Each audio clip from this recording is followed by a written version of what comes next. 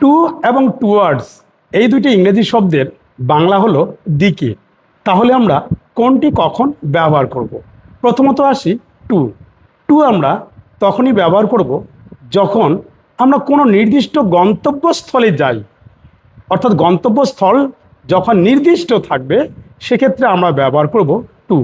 যেমন যদি বলি আমি বাজারে যাচ্ছি, তাহলে আমার গন্তব্যস্থল কোথায়? বাজারে।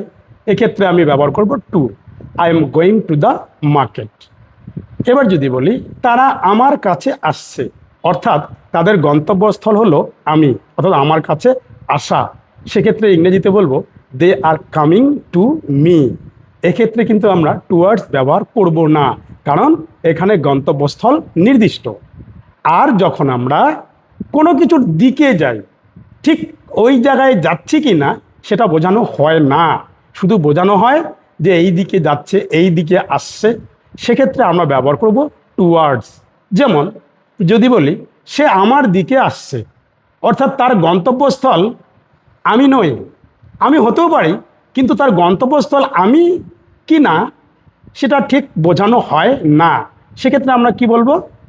হি ইজ কামিং টুয়ার্ডস মি, সে আমার দিকে আসছে, গন্তব্যস্থল আমি নাও হতে পারি।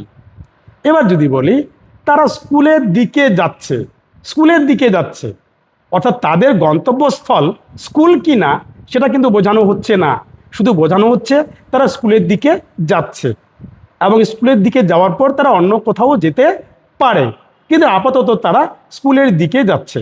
সেক্ষেত্রে আমরা ইংরেজিতে বলবো they are going towards school, they are going towards school. এবার যদি বলি আমি পার্কে গিয়েছিলাম, তাহলে আমার নির্দিষ্ট গন্তব্যস্থল কি ছিল? পার্ক। সেক্ষেত্রে আমরা ব্যবহার করব to, I went to the park. এবার যদি বলি তারা পার্কের দিকে গিয়েছিল, হয়তো কেউ জিজ্ঞেস করলো এই তারা কোথায় গেল রে? এবার আমি বললাম না, আমি তো জানি না তারা কোথায় গেল, তবে তারা পার্কের দিকে গেল। এক্ষেত্রে তাদের গন্তব্যস্থল পার্ক হতেও পারে, নাও হতে পারে, কিন্তু পার্কের দিকে যে গেল সেটা বোঝানোর ক্ষেত্রে আমরা ব্যবহার করব টুয়ার্ডস।